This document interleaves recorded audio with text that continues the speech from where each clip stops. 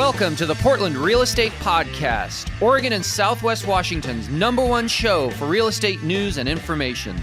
Without further ado, here are your hosts and a couple of guys who, as busy realtors and successful brokerage owners, know a thing or two about real estate. Steve Nassar of Premier Property Group and Joe Fistolo of Soldera Properties.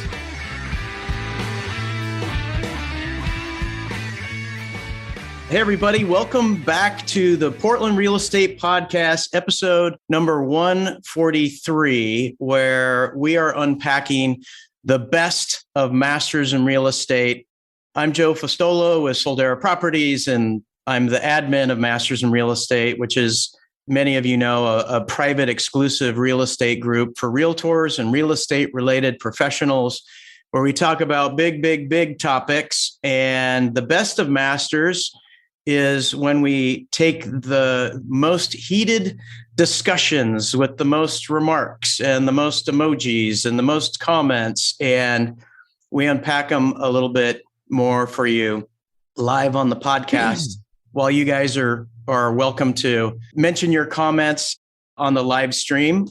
So to ring us in is my buddy and co-host of Premier Property Group, Steve Nassar. Hey, Joe. Thanks for making time today.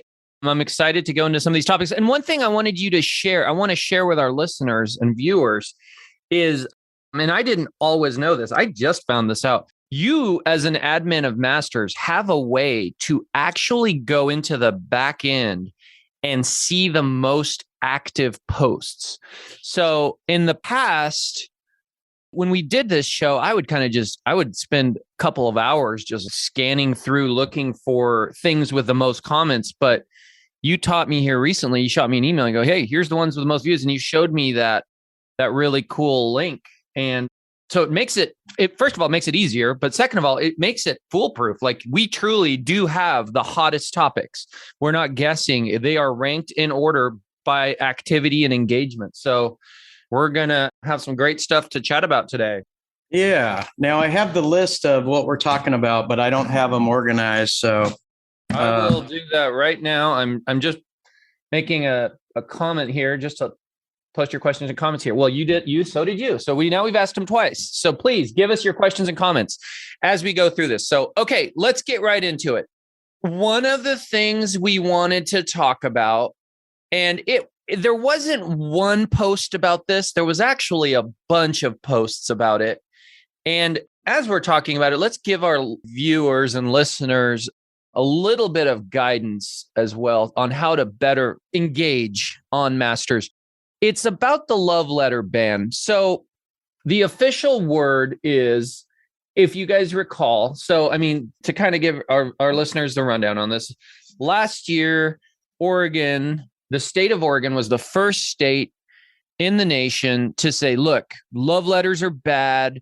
They leave room for discrimination. Therefore, we're going to throw the baby out with the bathwater. We're going to assume that all that's being done is people are picking who's going to be the winner based on protected classes. So we're going to ban them.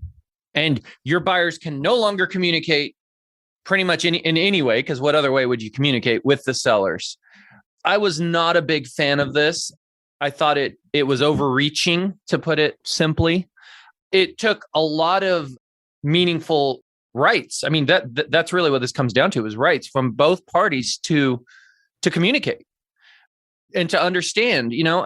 As a seller, if you have a special property, maybe that's been in the family for decades and decades, you may want to know what the buyer likes about the property, what is special to them about it, and vice versa.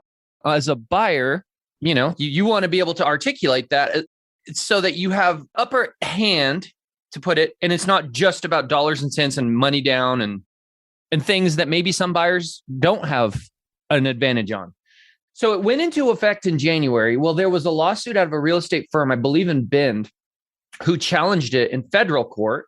And thankfully, the feds still have a little bit of common sense, unlike maybe some of the local, thoughts and beliefs in our state. And they actually said this is a discrimination. They first did a stay on it, I believe is what it's called, or, they temporarily put it on hold, saying it was violating freedom of speech. by telling a buyer they cannot talk to a seller, they're violating freedom of speech. And then in the last month or so, it's been permanently blocked. And from everything I read here, it has now the state and it has walked back everything and said, okay, we're fine. We're settling and we're not going to try to proceed forward with this. So there were several posts about this. Tamara Kodut, hope I'm saying that right. She posted one of the things I would have loved to have seen. I didn't see a post that says, what are you guys going to do moving forward? And by all means, this would be a great way for our listeners to engage with us now. Type in, as we're talking about this, your plans moving forward with regards to love letters. Have agents gone right back to how it was before? Are they now, using them less? Is it, we would love to hear what that was. There wasn't a great post about that. There was just a lot of posts sharing articles and links. Joe, what are you seeing and hearing? I mean, what's your take on this? Well, I'm not a super fan of love letters. I know there's brokers that absolutely love them and some that don't. And what don't you like, Joe? I understand. So the love letters, it was repealed because the higher appellate court said it goes against the First Amendment rights of freedom of speech, which people have the right to say whatever they want within reason, right? You can't threaten the life of somebody and or slander someone without repercussions. But holistically, it's, First Amendment rights. Those rights do not dictate how we present our offers. It does not dictate what the seller is supposed to do. It's not a legal document. And so our job as realtors is to let our clients know, if you're working with buyers, hey, we can write a love letter. Sometimes they work. Our sellers, hey, a lot of people are going to send these letters.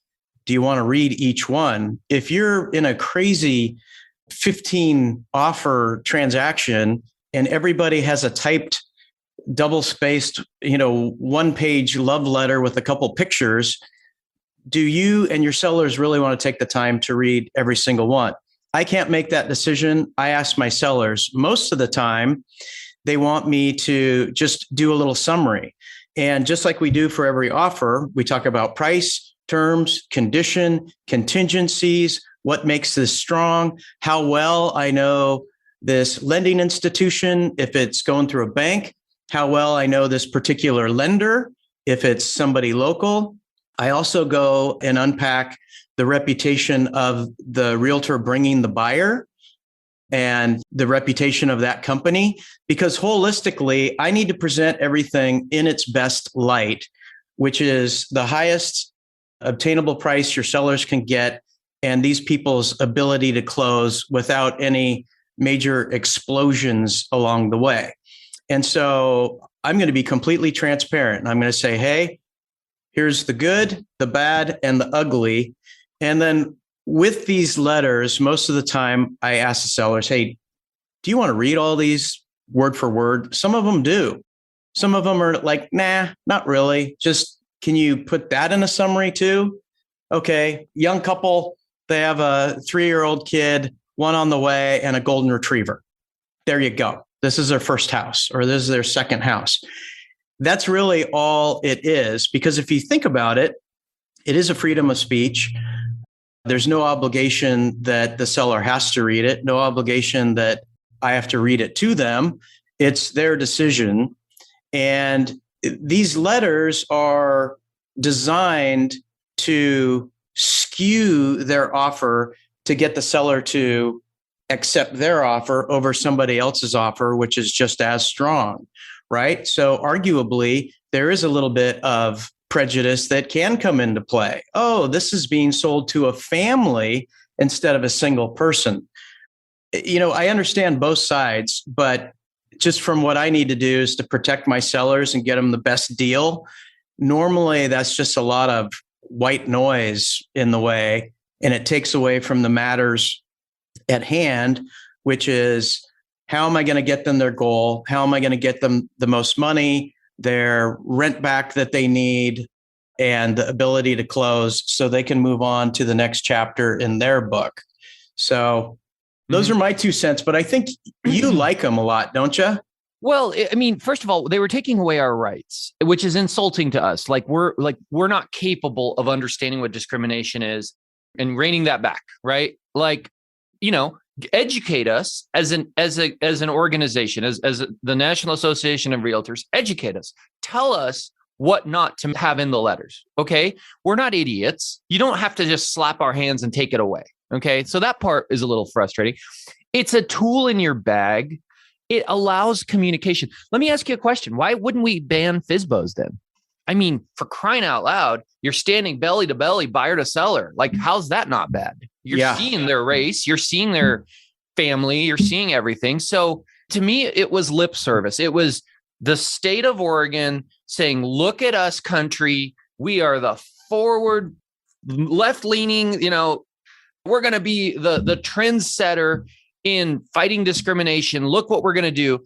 And they're going so far in that direction while not acknowledging the other issues that are problematic, like FSBOs. Ban FSBOs then. Say we never want a buyer and a seller to meet, ever. Because when they meet, they're going to know what they are. We don't ever want them to communicate.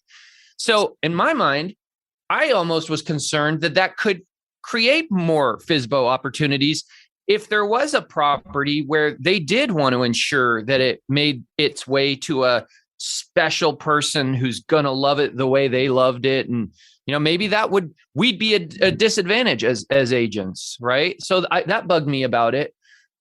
It's disjointed. The whole thing is really disjointed. So this is already covered on the seller level through the listing, because all the fine print in the listing, it's your commission, the date you start, the date it expires, all this other stuff. And then I think it's about like 8 subtexts down. It says, you will not discriminate based on race, religion, sexual preference, any of that stuff. It's all there on the listing. So they already agreed to it. So the ban on love letters and First Amendment rights, it's already redundant because they already signed off on that, saying, no, we will take the best offer independent of all the other stuff that comes along with it. But then the curveball is so many people for security and protection and everything else. They have camera doorbells. That was the other thing. Yeah. Thank you for mentioning that. Keep going. The cameras inside, the Xfinity, it tells you the weather, but there's also a camera there. It looks like a little mini iPad. So if you can watch them walking around your house and listening to their conversation, and you could see if it's a family and their nationality, and you can make your own deductions, isn't that sort of discrimination? So you don't get to see a letter. You just get to watch them and hear them live on your video. Exactly. That to me is the lip service. Yeah. You are doing this big thing that is real shiny as a state. And you're saying, look at us. We're so forward thinking. We're so doing such a good job of discrimination. Yet there's all these caveats that make no sense. Like, if somebody wants to discriminate, they absolutely still can. Through that, the other part of that, Joe, is names. Google, Facebook, right? Like, you see the name on the offer. You just got to do a quick search and go, what does this person look like? What's their social media like, right? If sellers want to discriminate, they're going to be able to discriminate. Short of blacking out names on contracts and making them wear paper bags when they go visit the house, right? Like we joked about that, right? Like that show, The Masked Singer. Yeah. Like make them wear a full body suit when they go to the house. So you have no clue who it is, no clue what color they are, what their, protected classes are. And that obviously is never going to happen. So why throw this in? Take away our power, insult us, tell us that we're not capable of understanding discrimination. And also, what really bugged me about this was I truly believed that love letters are the one thing that help probably the people that need the help the most. Okay. And whether that's, minorities or what, I think they historically, I don't think this is up for debate. Historically, they're the ones with the least amount down that are struggling to buy housing, right? And so now, by not taking away the love letter where they can project what they love about the property, why it speaks to them, what, their plans are for that backyard and, that special garden you've had there for 20 years. By taking that away from them, now it's just about dollars and cents and who has the most money down and the most money.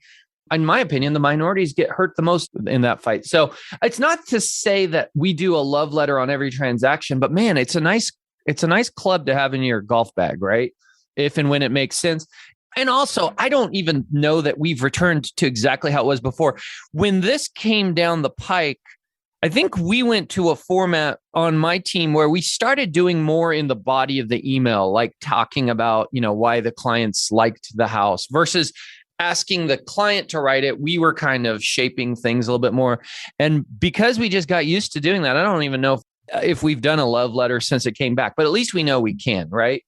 And on Tamara's post here, there was kind of a little bit of everything. Jacob Hemstreet said, I know a lot of people have mixed feelings about love letters, but I'm glad they're back. It's one of the few tools that can help young buyers in this market, which I agree with. Tamara Presley said, I'm glad they're an option. And that's really what it comes down to, is it's an option, right? There were a lot of posts. So if it was posted one time, we probably would have had 250 comments, but it got posted like 4 or 5 times recently, and each posted quite well.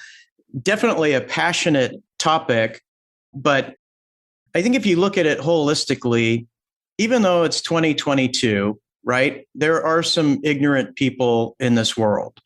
And I think if people are going to make decisions based on their own prejudices, they're going to do it with or without a love letter. And there's no changing those people. Hopefully everyone will get educated and everybody will be able to look at someone for their beating heart, not color of their skin or sexual preference or any of that stuff, and look at the offer unobjectively. So with this ban on love letters, if they're not willing to cross out like the person's last name spelling, right? I don't think there's any mystery that I'm Italian, and anyone would know that by seeing my name. Cameras and audio listening devices in houses, they're going to know that way. So the people that are prejudiced, regardless of they agree to accept something on the merits of the offer alone, those people probably won't. And that's really sad to know. But changing this love letter with or without isn't going to stop the seller from camping at their neighbor's house and watching everyone who walks in and out of the house, videos, audio, searches online, deducting what they can see from the spelling of their name. You can Facebook stalk people too. Funny story, but I sold my sister's house many, many years ago, and I just got a wild hair and I searched the buyers' names on Facebook. And they were bragging to all their friends that, hey, we found a house. We made an offer on this house. We lowballed them, but we would have paid full price, but we just want to see what they come back with. So thanks for that, buddy, because we're coming back at full price. It was a different market from today, but there's so much information out there to think a seller is going to completely go into a transaction for what happens to be most people's largest material asset, completely blind. It's never going to happen. It is 2022. They're going to find out something about who these buyers are. And anyway, it is kind of a nice option, right? It's another tool in our bag of tricks that we can pull out, and a listing agent that allows it to be presented and it resonates with the seller in a positive way. That could be the difference of those people getting a house or not. It was just it was a weird path that housing was going down, saying the two parties can't communicate. Can you imagine if you were selling something small like a car or some lawnmower, if you couldn't communicate with them, you couldn't tell them. Who knows if this had kept going, right? If this had been allowed, who knows if another law was going to come down the pike saying never before closing can they meet or talk, which I'm not saying is something we want to try to do on every transaction, but who knows if we have a complex property and there's a question about something, who knows it better than the seller? So it was just overreaching is what I didn't like about it. So, well, here's what I'll tell you, Joe. I'm hopeful this is the last time we have to talk about this on the podcast. I know we've talked about love letters. And I know we've talked about the subject before. And so a lot of this is repeated, but this is basically, hopefully, the finality of this. I'm very pleased with the outcome. And yeah, so there we have it. Let's move on to the next. Well, next hey, real topic. quick to round this out. So there's been so many posts on this. We're sort of in a little bit of la land. Hey, this got banned January 1st, 2022. It got repealed. And there's some brokers out there that like, well, technically it's legal. I mean, what do we do? What do you do? And that's what I want to know. What do the members of Masters in Real Estate who are realtors, what do you do when you get a love letter from this point forward? Do you send it to the seller, let them read it, let them decide? Do you paraphrase it? Do you include it in the offer and get initials on it? What do you do moving forward? Because we've kind of talked about everything about the legality. Let's talk about the practicality. Yeah, it's a good question, Joe. There's two goalies. Right? The buyer's agent and the listing agent. And this is where they were trying to take our power. They were saying, we are idiots. We are discriminatory. We can't police this as agents. And I disagree with that. So as the buyer's agent, if your clients put together something that is talking too much about you as a person, that's problematic. Advise them, talk about the property, talk about the garden, what you're going to plant there, talk about the fire pit and the great summer evenings you're excited to spend next to it. Talk about the soaker tub and how you love to take bubble baths. I mean, talk about those things and speak to the seller, compliment them on their great taste, their choices and finishes, stroke their ego, make them realize that you are someone who appreciates their choices, their decisions, what they've done, how they've maintained it. I think that will be very effective while not crossing any lines with protected classes. So you have two lines of defense. You've got the buyer's agent going, oh, hey, buyer, maybe change this up. Don't put that in there and talk more about this. And then even if that buyer's agent doesn't do that, you've got the second line of defense, which would be the listing agent. And as a listing agent, if you get a letter and you think maybe it's crossing a line, talk to the buyer's agent. Go, hey, I want to share this with my sellers. I think this could be helpful, but I don't think, should this be in here? It's two professionals having a discussion, right? Does that make sense, Joe? Yep. I think we move to the next one. We've talked through one that. Comment. One quick comment. Megan Kavanaugh. Seems like we should ask sellers if they want to read these letters. If they do, let agents writing offers, they can submit a brief letter from the presentation to the sellers. I agree with that. Right? Let the sellers decide. You said, Joe, that sometimes you have sellers and they're like, I don't care about the letters. Well, I would probably tell the buyer's agents that. I don't know the legality of having to present them. Do you, Joe? I mean, if it was something sent to the letter and I'm their representative, I'm going to tell them that it's there. Yeah. But look, as well as I, you're working with buyers and they're on their fifth house and they're making their fifth offer. And what they do is it's like, dear Mr. and Mrs. Seller, we absolutely love your house. And oh, wait, what's the new address? Tap, tap, tap, tap, tap, tap. And they put the new address. And it's the same letter, right? So it's meant to persuade. Oh, we love your yard and we love enough generic stuff. It's a mail merge. I know. So I feel obligated to ask the seller, hey, we got a letter. What do you want to do with it?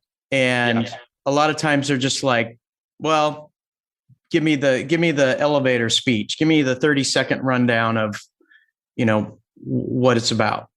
You just made me think of something, Joe. It reminds me of reviews, right? You can tell fake reviews because they're like, Steve Nassar gave excellent service. I would recommend him to any friend, right?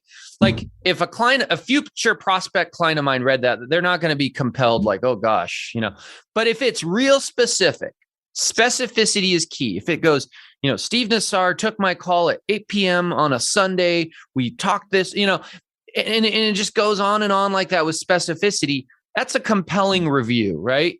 Well, the same is true here. I mean, if you are doing that, and I agree with you, Joe, there are times where maybe they've made 10 offers on 10 houses and they use the same darn letter with a couple quick tweaks.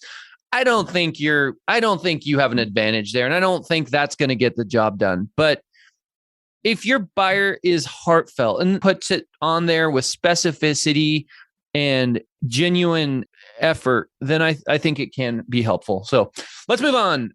Next subject here was, oh boy, this is a good one.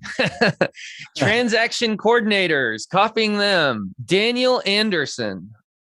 Dear April 26th. Yep. Yes. Dear agent with a transaction coordinator, I'm happy you have a TC. Truly, it's a great way to conduct business and create work-life balance. However, please don't ask me to CC or TC on every email. My job is to manage my side of the transaction, not yours. Right now, I have 5 active sales, all with their own TCs. It is hard to keep them all straight. And if I don't CC a TC and a transaction goes sideways, then it's not my fault. Again, I will manage my side of the transaction and happily do everything to make sure you get what you need. You just need to forward it to your own TC. And in case you're wondering, I don't expect anyone to CC my TC. I'll do that myself. Thanks. This got a ton of comments, Joe. Ton.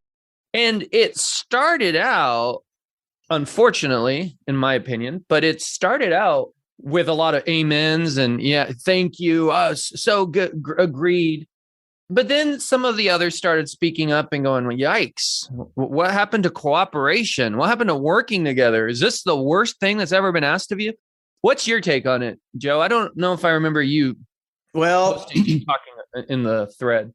Well, because I posted this September 23rd, 2019, which also was a very big post, over 80 comments. And the headline is, when is your team not my team? And I'll read you some highlights and then I'll tell you my take. It says, occasionally at the beginning of a transaction, we get asked to send all emails and texts to the lead agent, their assistants, their TC, their buyer's broker, their SkySlope transaction email address, and whoever else is on their team. Basically, tag everyone on their side. The question is, when is someone else's team not your team? What really is your responsibility? Do you try to comply with the wish? And if somebody really wants you to tag 10 different people, isn't it their obligation to make like a team email? So they just say, hey, send all your correspondence to this team email and it'll go to everybody who needs it. And just a whole bunch more open questions that I have there. So what I think about is there's a lot of brokers out there and you hire a TC. And I believe you should. I believe every broker should hire a TC because it just gives us the freedom to do what we're licensed to do, which is get signatures on listings and sales. So you should have a TC. If you don't, the de facto result of not having a TC is you are the TC. So the other broker has an obligation to get the documents to you. But if you have a TC, I think it's a great courtesy if you get it to that broker as well as their TC. Because guess what? Their organization and their efficiency helps everybody, right? It helps it be a smoother transaction. Am I going to remember to include everybody on the text? Am I going to remember every single email that I send them? I need to figure out the name of their TC. Probably not. But I do make a point to go into my DigiSign. And the moment they say, hey, copy our TC on the stuff you send, I add them right then and there. So anytime I'm sending anything out for signatures where someone needs a copy, that broker gets it and that TC also gets it. As far as all the other people in their life, it doesn't matter. That's their TC's job, who I already copied on that. So let the TC go to work. I'm doing my courtesy by sending it to the agents, or if it's a team, sending it to both agents as well as their TC. Everybody else that needs it, their lender, their buyer, their title, That's their TC job. That's my TC's job. But I think it is a great courtesy. I just think some people ask a little too much of the other broker. Hey, email these 5 people every time you send me something. That seems a little ridiculous. Hey, I had something interesting happen on a transaction that just went into escrow this week, and I want to share it with our listeners. So I'll even say the name of the agent. It's on Robbins Realty Group, Ivana Tintz. So our listing is Gateway Drive in Happy Valley. We accepted an offer Monday, and I don't see Heather copied here, but so I don't know if this is Heather's team or not. But anyway, right after we went into escrow, she sent an email, and let me just read it to her. The subject line was in all capitals, broker communication thread. Then there's a dash, and then it's the complete address of the listing. Okay. And it says here, hi, Steve and Jennifer. Jennifer's my co-agent.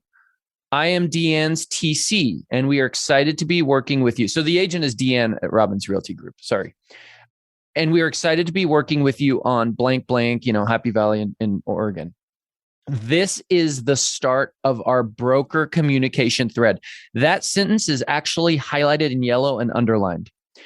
We use communication threads to keep all communication in a transaction in one place. This helps keep each informed and up to date throughout the entire transaction.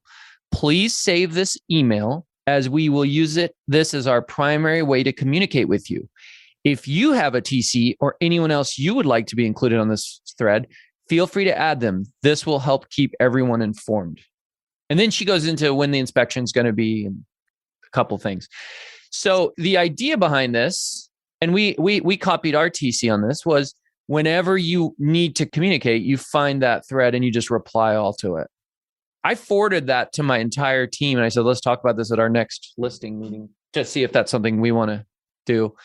There was a lot of communication about this. I mean, I want to be clear, Joe. I'm not saying that we as agents shouldn't try to have a team email or do something like this and make it easy for people, and that we should just willy-nilly be going, hey, copy this person or copy that person. But what I didn't like was just the amount of hostility towards this tiny little ask as a favor, right?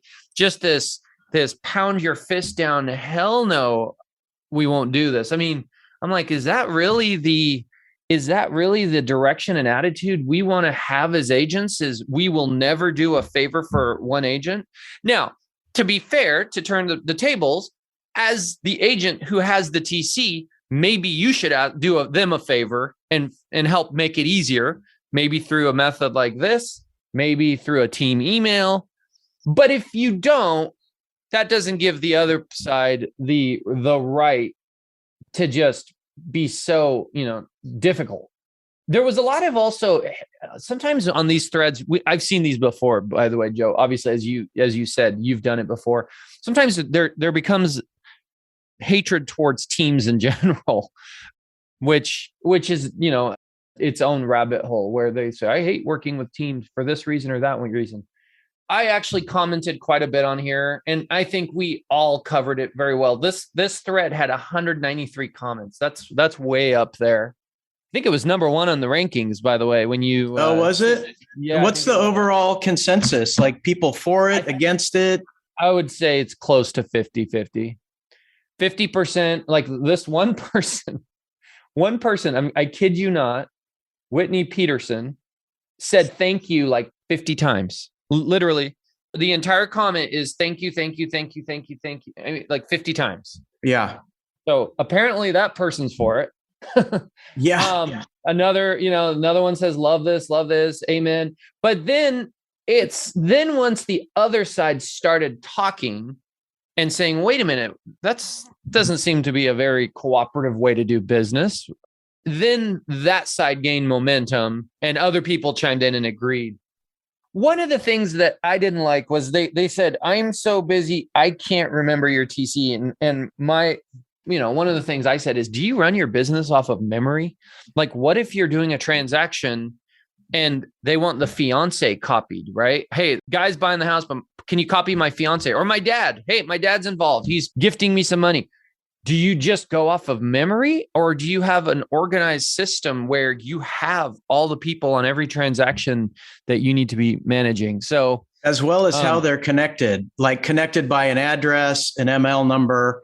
Yeah. And that's what I do, because all these different TCs out there, you have different names, and they're like, hey, please copy so-and-so on all of our correspondence. And you're thinking, you have, a dozen pendings at the moment. And it's like, gosh, what's that person's name? Oh, I can search by address or ML number. Or I can search by that broker's name and find out.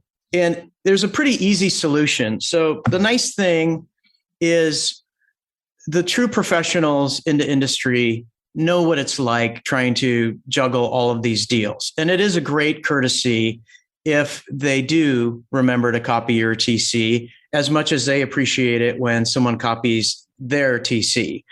For the rest of the world that doesn't like that, and it's not my job and I'm not doing that, well, that's when you take matters in your own hands.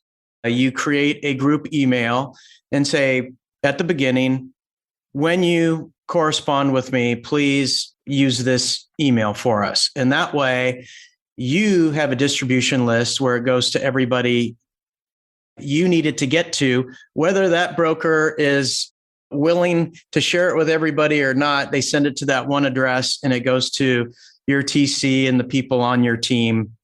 And sometimes in this business, to protect yourself, you need to take matters into your own hands. For example, there was a trend about a year ago that there's a lot of vacant houses on the market, but they're never vacant, right? The listing agent always puts owner occupied because they absolutely want to make sure that people call, they know who's going in, they lock up the place. And by stretching the truth and saying it's owner occupied when it's not, might make people a little bit more professional than showing it on a whim. Or, the other thing is unadmitted access. You can put a CBS code to make sure lockboxes don't work for everybody unless you have this secondary code. So I think the protective thing that someone who's adamant about, you send me the email and send it to everyone on my team. If you're not having success with people voluntarily cooperating with you and doing that, send documents at stevesteam.com or whatever your email is, joesteam@gmail.com or whatever, and have them send it there and it'll automatically go to everybody. Mm-hmm. I went ahead. Some people are probably going to look at our comment thread here and go, why the heck did he copy and paste an email on a transaction here? But I went ahead and copied and pasted that entire email, including the subject line, so that if anyone wants to grab this idea and run with it in the interest of making their transactions go smoother, you would identify all the people that should be copied, and then you'd create some type of email like this with them all on it. And that would be the one that everybody would find and reply all to, or work off of anytime there's communication. So I thought that was pretty clever. And by the way, I didn't realize this until just now that it's Heather Robbins's company, someone from her company. So, and we just had her on our last podcast and we were very impressed with a lot she brought to the table. So what a cool idea from them. Let's move on, Joe. Next one, Jessica Lan Wang posted this. All of a sudden, lots of agents calling about my pending listings price and details because they're putting together a CMA for their seller, asking if I can share information. Probably like 2 or 3 a week since the listing went pending. Trying to be helpful, but it's getting annoying. How come this practice has become so popular? Do you remember this one, Joe? Yeah, I'm searching for it right now. Jessica Wang. If you do a search in Masters of her name, you should see it. Yep, I got it right here. Wow, 111 comments. Wow. Yeah. Here's what's happening. Let me unpack a little bit here. First of all, what she's talking about is in this crazy market that we're in, where things are selling fast and your closed comps can hardly keep up. And granted, we all know, and we'll talk about the market here in a little bit. We all know that perhaps this is changing under our feet, but for the last couple of years, it's been such a crazy market that sold comps really aren't even accurate anymore because what's pending is much higher than those. So people trying to advise their sellers and price their property correctly, we're just trying to test the water. See, hey, you're pending. We know you went pending immediately. You probably had multiple offers. Can you tell me anything about what price you're at? Do you ever do this, Joe? Yeah, all the time. Okay. Absolutely all the time. And you get those calls as well? Yeah. So I've had calls from realtor friends that say, hey, I'm going to be selling my house and I'm too close to the situation. You know the area. Can you tell me a ballpark? Which, matter of fact, I got to get back to these people quickly. But I do that. And then people are like, hey, look, it's upside down day. You went on the market. You're off in 3 days. Did you get a dozen offers? Was it a nuclear price? Did it go 100 over, 70 over? What can you tell us? Because the comps don't make sense. And I think this is the hardest time to price a house in history, because you price it based on the comps, but it can go, 100 to 185,000 or more over list price. And then some of them sit for a month. And getting a little bit of help when you find the exact comp for what you're about to list and talk to that broker and say, hey, can you give me an idea? I always give them an idea, because we're not supposed to say the price the seller accepted, because if the deal crashed and it was below asking, everyone would know what they accepted. All you have to do is offer that price. You're giving away kind of inside information. Touched on something really important here, Joe, that I want to talk about, because there's a lot of comments here saying you should never tell what your price was. Okay. I agree with you when you're under asking price. Okay. If you're listed at 800, and we haven't been in this market for a while, maybe we're going back to it, but if you're at 800 and you get a 750 offer and your seller takes it, I agree that you shouldn't blast that out to the world. That makes sense to me, right? Because if that deal falls apart, then that becomes the new price of the house, right? If word is out there to the masses, then no one's going to give you 800 ever again, or 789 or 790 or 795. They're going to give you 750, right? I get that. I don't know if I'm so sure it works when you're over asking price. It does. Let's talk it through. So if you're at 800 and you list it and you get, let's just, for the sake of simplicity, say you get 2 offers. I don't, maybe you got 10, but let's just say you got 2. And one's 825 and one's 850. And you take the 850 offer. Why is it bad for the world to know you have 850? The 825 guy is going to understand why they didn't get it. And maybe if they want it, they have to go to 850. If you relist it, the market spoke at that point. I guess maybe there's an argument that if you relist it, you could go more, but aren't you going to have multiple offers again? Isn't the market going to speak again? Is the belief that, well, if I tell people I got 850, then maybe the next time we go back on the market, if it dies, I won't get 900. But if you're going to get multiple offers again, if 900's in the mix, it'll be in the mix, right? Tell me your thoughts on that. Well, I got a hot off the press story for you, because I just checked my email to see if something closed, and it closed 20 minutes ago.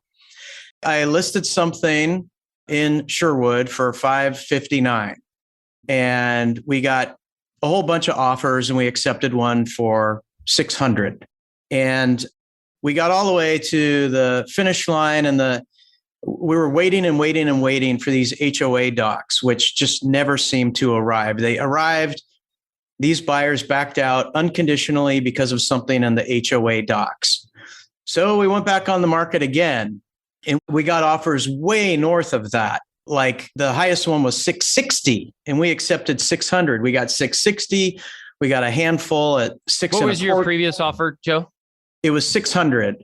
And then you went back on the market. Now you got 660. Okay, keep going. Yeah. So listed at 559. Obviously multiple offers. Yeah. Right? We previously accepted 600.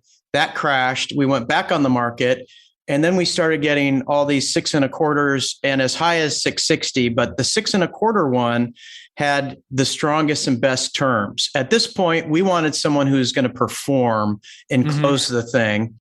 And it was 25 grand more. So we like to get all of the documentation taken care of up front. So we sent disclosures, we sent advisories, we sent everything, including all of the HOA docs. And on one of those docs, there was a piece of paper from the title company that had the old price, 600 grand. And these new buyers looked at it and it's like, wow, we came in 25 grand higher than what they accepted before. And that almost killed the deal right there. But then I showed them kind of a redacted. But you're in a new multiple offer situation. Yeah, right? You are. The point is, information is king. And the more information people have, the more they can base their decision. If a house comes back on the market and I know they accepted an offer for $850, I know there's no reason for me to go over $850 because they accepted it before. If it's a multiple offer situation, that may change. Now it's not what the seller is willing to accept. I got to beat the next guy, right? But as long as no one... Technically, why it seems weird to me is the seller is willing to accept the list price and you're over the list price. So we know the seller is willing to accept less, but you, in a multiple offer situation, you are vying to get the house. And so you're doing what it takes to get the house. It is different. I under your story is really good. It's a good story. And I get where that could happen, your scenario could happen. But the argument against that is like, look, but didn't you just say you had a 660 offer? Yeah. Like that's what more do you need to say? Well, okay. Yeah, those guys were in escrow at 600, but this guy's willing to give 660. Right. So your 625 is pretty good. Yeah. Well, so the thing that we need to decipher as brokers is if you call and say, hey, Joe, I'm listing the house 3 houses away from the one that you have pending, and I'm having a hell of a time finding comps. Could you tell me anything about it? I'd probably tell you everything about it and be completely transparent because you're not calling because you have a buyer and you want to be a backup offer. You were checking. At least be vague, right? At least be vague. Don't be tight-lipped and say, nope, can't tell you anything. Say, yeah, we're quite a ways over off asking, we're about 10% over. We're well north of 800. Give some guidance, right? Yeah. So that you're being helpful. Goes back to that. Keep going. Well, yeah. It's so you tell the person, you're hot, you're cold. You kind of give them an idea of the price and you give them an idea of the terms. And the people I know really well, I would probably be completely transparent, but Absolutely. I'd never admit that, especially on a live podcast, 20,000 subscribers. Yeah. But I would probably, if you called me and wanted to know for comp purposes, I'd probably tell you the whole story. We had this many offers. This is what it looked like. This is what we're dealing with. Yep. I totally agree. Yeah. And I'm not saying put it in the private comments or public comments. I agree with you. If you know the agent that's calling you really well, you're probably going to share a lot. And if you know someone less, but at least give them some warm, cold, hot, north of this, well north of this. Sure. Just barely north of this. I mean, give them something so that you can help them in their world, their sellers, based on, what is a real-time comp happening right there. So this post from Jessica Wang, which was just, she was griping that she's just getting a lot of those. And there was a lot of good feedback here. There's a lot of back and forth. And a lot were defending the practice, saying like, look, we're just trying to help our clients the best we can in this crazy market. And we don't want to just blindly go off of, if it's the exact same house 3 doors down and you listed at 800 and you went pending in 2 days, in a historically normal market, you'd go, okay, we're going to price it at 800. But what if they're pending at 900, right? Maybe you shouldn't price at 800. So that's what people are trying to learn. And I think we could have a little bit more grace there and be a little bit more helpful. For the purposes of comps, the same people that for common courtesy that take the time to email an appraiser the terms and concessions and multiple offers and what the seller contributed for closing costs or repairs. Those are the same people that are going to help the other broker for the purposes of finding value on a different property. Now, this isn't a blanket rule for everybody. Like if I have a listing and I have offers coming in, I'm not going to tell anybody what the offers are. It's like, just come in with your highest and best. And every once in a while, someone says, hey, you know what? You're 800,000 and my people turn into a pumpkin at 875. Do you have anything north of that? Because if so, I'm not even going to bother writing it. Mm-hmm. And if I believe that that's the truth, and I believe that's not a measuring stick of them knowing what I'm holding so far, I'll say, yeah, don't even worry about it at that point. But, everybody has to have a fair playing field when it comes to offers. But when it comes to finding value, and as difficult as it is, we should all be helping one another figure out comps, and we should all be helping appraisers. And guess what? That appraiser that you constantly send feedback to might be your appraiser one of these days on one of your transactions. And he or she remembering that you always take the time to give them detailed feedback, it might help you in the future. Who knows? But I think it just helps us all. I like that expression, Joe. My clients turn into a pumpkin at 875. I'm going to use that one. Hey, let's keep this moving. One more post that we're going to talk about, and then we might just do a quick discussion about the general market. This one is about Lake Oswego. Grady Nelson posted this one a little while back, and it's basically court rules public can access Oswego Lake, Lakewood Bay. And there was a lot of comments here, some for it, some against it. It's an interesting conversation because it's a big deal. I actually reached out to a couple experts on this, both who live on the lake. Justin Harnish, I talked to him this morning. I talked to Joel Lewis as well. So, because I wanted to get the latest scuttlebutt on what's going on with this. So let me give a little backstory here. So apparently in 2012, there was this movement called Occupy Lake Oswego, where a bunch of people they were doing, Occupy Wall Street and all sorts of other stuff. But they decided we're all just going to go to Lake Oswego and use it as a public lake. So the city passed an ordinance saying it's illegal to access the lake from a park, which is Millennium Park is right there downtown. So this court case is challenging that. It's challenging that you can't access the lake through the park. And so apparently a judge ruled that is indeed the case. And what the judge said was, this is a navigable, I don't know if I'm saying that right, but it's a waterway that you can navigate in Oregon, or it started out as that. Therefore, it's public and you can't restrict access to it.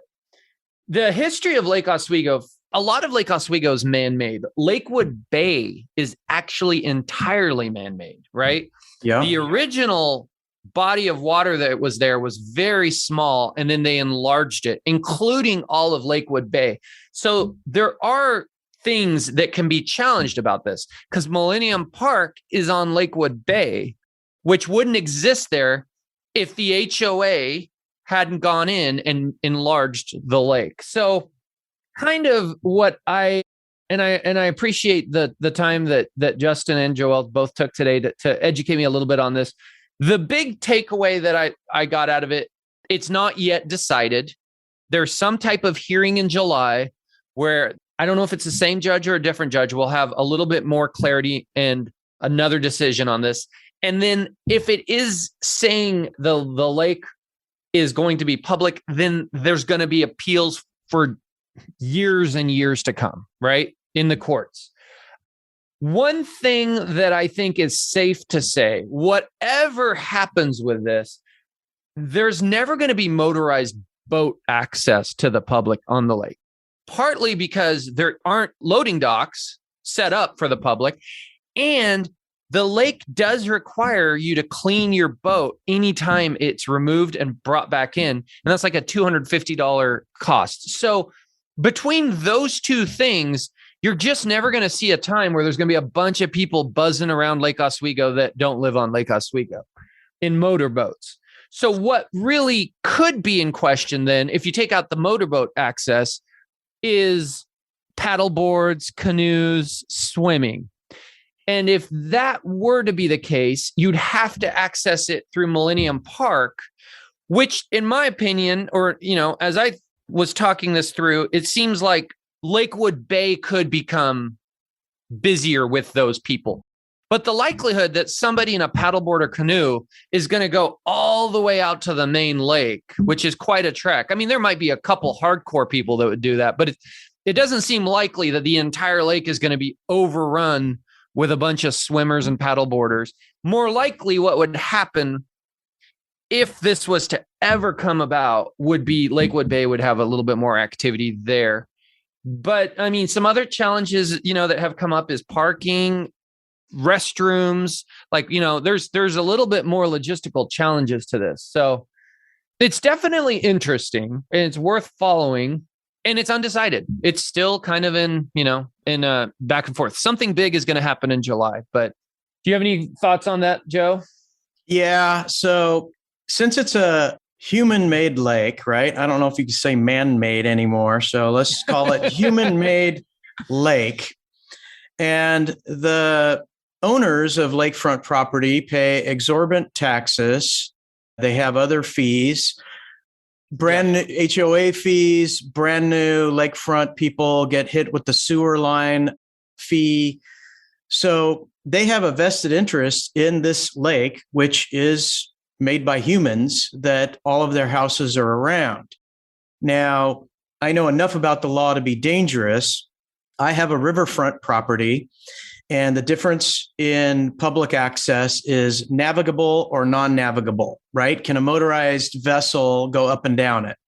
Mine is a non-navigable river, but on navigable rivers, the public have access sort of in that area between the lowest of low tides and the highest of high tides. They can pull their boat in and hang out there. Well, on a non-navigable river, we own to the middle of the river, which means people can't go on our property on the bank, and they can't walk down the river if they wanted, because technically we own it. And being kind of the guy I am, I'm like, hey, look, if some grandparents want to take their niece or their granddaughter and grandson to the water and throw some rocks in, and someone wants to fly fish, God love them. Go ahead, go on my property. I'm not going to kick you off.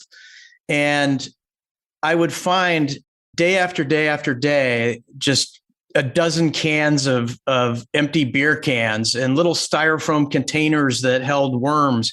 Even though it's fly fishing only, they're fishing with bait, and bags of chips and cigarette butts and just so much shit all over the river, on the river bank. And I'm pretty protective about that. I'm the kind of guy that when I go fly fishing, I have a bag that I keep in my vest, and I'll pull it out and I'll just throw other people's crap in it. So when I leave it a little bit better than when I got there. And when I saw that you open something up to the public and they don't respect it, they come, they fish, they have a picnic, leave all their shit and leave. Then all of a sudden you understand the old crotchety guy shaking his fist saying, hey, it's private property, get off my property. And these guys are like, man, what a jerk. And it's like, no, we have 50 instances of us letting people come hang out and have to clean up after them. So I don't necessarily think it's a bad thing if the lake remained to just the people that live on the lake or close enough by that they have their own easements. And the other thing is, I think this is going to be an uphill battle, because if you live on the lake, you've done a couple good things in your life and made some money, and you got some firepower behind. Where are all the attorneys? They probably live on the damn lake. But people fighting it are going to be people on the lake, because you have, great realtors, you have doctors, you have lawyers, you have people with money fighting to protect what was once theirs. And now it's kind of open up to everybody. But there is no denying, if you do open it up to the public, you're going to get more trash. You're going to get more noise. It's just going to happen. And, Grady, he's with Soldera Properties, and he doesn't live on the lake, but he has a boat and he goes out constantly on the Willamette and very in tune with all the laws of filling up your ballasts for, wakeboarding and water skiing and anything boating he knows about. And he's a great guy. I don't know his stance on this about the lake, but if you make a landlocked human-made lake and build a community around it, it should be for that community. Who's to say that people can't go out to Wilsonville, to Randy Sebastian's development? Remember? And he had that little lake, and then there's an area that is Willamette too.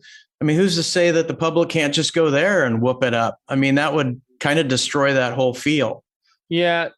Justin said the judge kind of made a call that had no precedent.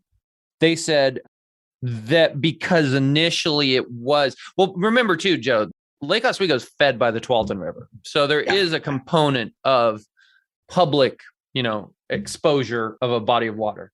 Also, I believe that the decision they made was though most of the lake is man-made or human-made, there was a portion of it that was an existing navigable body of water. And so their interpretation is that translates to it's now entirely navigable versus being human-made.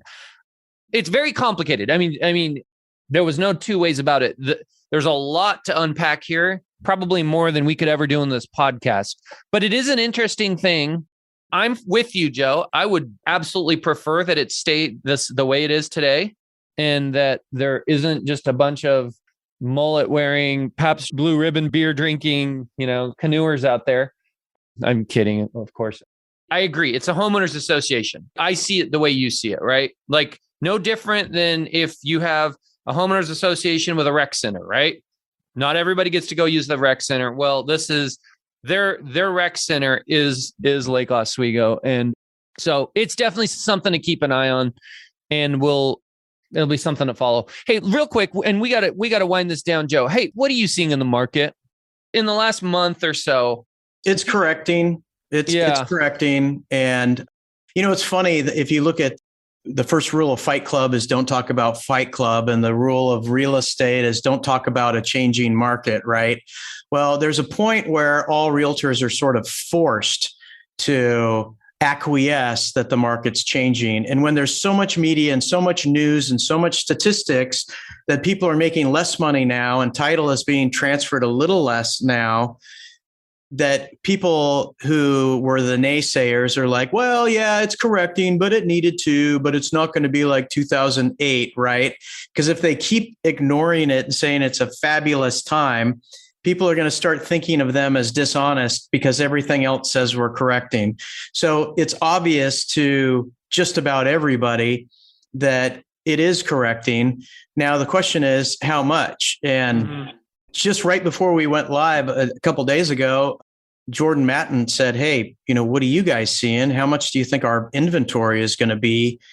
I do see it increasing. I know we have a shortage of supply, so that's artificially going to keep the demand there. But if you're at mid fives for interest rates and buyers are getting exhausted of making offers and being one of 10, one of 12, one of 15, and they're on 8-0 and do they really want to look for a ninth house to make an offer on? I think some people are tapping out. And just like the refis have tapped out, I think there's a lot of people that are saying, you know what? Why don't we just put 150 grand into remodeling our house and hunker down rather than go try and sell and be a buyer in this market? So we're correcting. And, the beauty of podcasts is you can go back a year and hear all of our predictions, like on this podcast, and we kind of stayed the course, right? It's not like you look at the weather and it says, hey, it's going to be 75 degrees. And then it's going to be 75. I mean, the real magic is predicting what it's going to be in advance. And a lot of people are a little allergic to doing that because heaven forbid, what if I'm wrong? But we all knew that there was going to be a saturation. The REO, which is mind-boggling, because if you're not a fat cat in your house right now, you've done a lot of things wrong, or a lot of things have gone wrong in your life, but REOs are going to go up, foreclosures. I think we're going to build inventory, but it's going to be crappy inventory, because when the market stops and flattens out, it's impossible to identify trends at the peak or at the bottom, right? Because they're still doing their comps from like a week ago and a month ago and 2 months ago. So when it adjusts and flattens out, all of the sellers will still be on that appreciation trajectory. And we're going to build a lot of crappy, overpriced inventory, and we will see price reductions, and that'll be the start of it. Is it still going to be a good market for good realtors? Absolutely. But yeah. Interesting stuff. Yeah. There was a new home sales cratered yesterday. This was new construction that went pending in the month of April, was way under the expectations. And it was a massive miss. And that's kind of a forward indicator, right? So that was eye-opening. I think we're going to start to see more of that on the resale world. In my personal book of business, I mean, I'm going to tell you, we took like 5 or 6 homes on the market last week, and most of them got an offer, but several of them only had one offer, right? And I was texting Brian Bellairs about this. We were talking earlier in the week, and I mentioned that to him. He goes, yeah, but those are the good homes. The good homes are getting offers. We were in a market 6 months ago or a year ago. We were in a market where the ugly homes were getting multiple offers, right? Everything was just selling. And that's something Tucker used to say that a lot when he was on the podcast. You know, when the market changes and slows down, the Class A homes still do well, but it's the B's, C's, and D's, you know, the ones with stairs to the front door, busy road, you know, they are the ones that really suffer. And so I think there's a little of that going on where, you know, good homes, not outrageously priced, are selling, probably with less offers in most cases. I would say one thing that is surprising me, and I might be alone, I haven't talked to other agents who have high-end listings, but it feels like that market's quiet to me. And that, if you recall, Joe, when we had our expert power female panel, we were all kind of saying we expected the lower end to get hit hard by the higher rates. I think because you would, they're putting less down and they're stretching a little bit further, but maybe what's happening to Wall Street is now affecting the higher end as well. People feel like they have less wealth. Their stock portfolios are shrinking. Heaven forbid what's happening to cryptocurrency and beyond. So it feels to me like some of my higher end listings have gotten a little bit more quiet dramatically all of a sudden.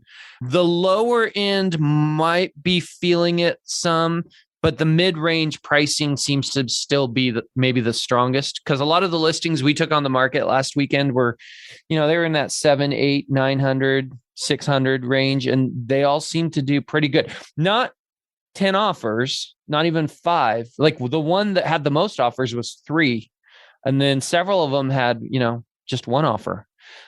One of my buyer's agents yesterday in a meeting we had said she was like, it was crazy. I made an offer over the weekend.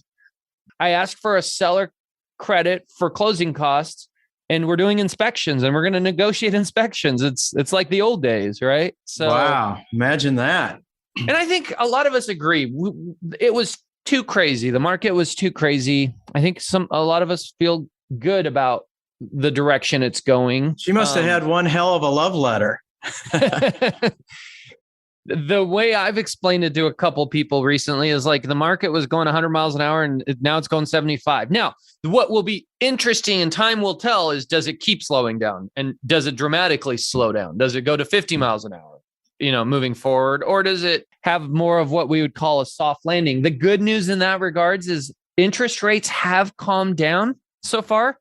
We're in the mid-low 5s. When we did our expert panel with our 3 powerhouse ladies, we were kind of the higher 5s, and we were wondering if we'd be sitting here today or, next month in the 7s. So far, that isn't happening, and I think that's really great news for housing. So, yeah, there you have it. Any final thoughts?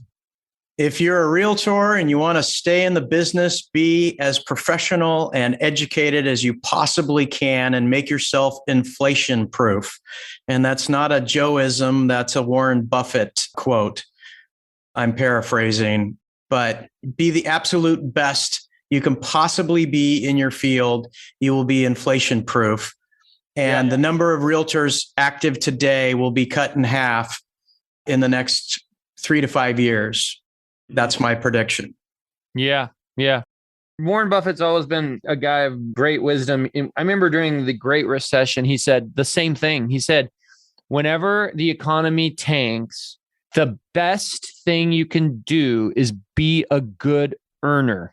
And that's beyond real estate, right? Be a good earner. If you're a doctor, be the best doctor. If you're a realtor, be the best realtor. He even said, it was pretty interesting. He said, I don't care what currency we're trading, you'll make the most of it. If the US dollar goes into the tank and we start trading shark teeth, be the guy that is the best you can be so that you're making the most shark teeth, right? And the same applies towards inflation, right? I mean, the people I worry the most for with regards to inflation, to be honest with you, are the people that are retired and out of the market, right? Out of the earning market, because they only have so many dollars allotted to live off for the rest of their life. And they're not getting the benefit of making higher wages. As realtors, we're making larger commissions because home prices are up, right? So we have an inherent built-in raise. Every time home prices go up, we get a built-in raise. We don't even have to ask for the extra money.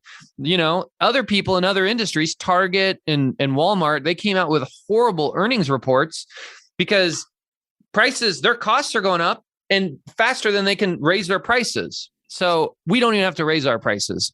They just naturally go up as the housing prices go up. So we're in a pretty fortunate industry in that regards.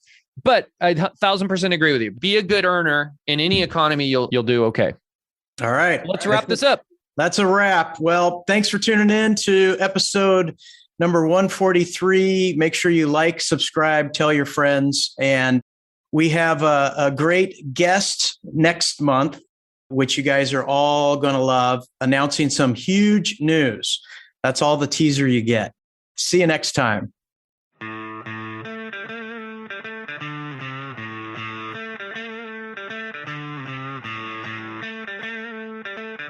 Hey, everybody. Thanks for tuning in to the Portland Real Estate Podcast, Oregon and Washington's #1 show for cutting-edge real estate discussions. Also, I'd like to give a shout out to the members of Masters in Real Estate, a private and exclusive Facebook group, and the #1 source for all real estate topics. Thanks for being there, gang. I love you. Finally, I want to thank our faithful listeners. Without an audience, we're just two guys talking to each other. Make sure you hit the subscribe button so the new episodes automatically come to you. Make it great.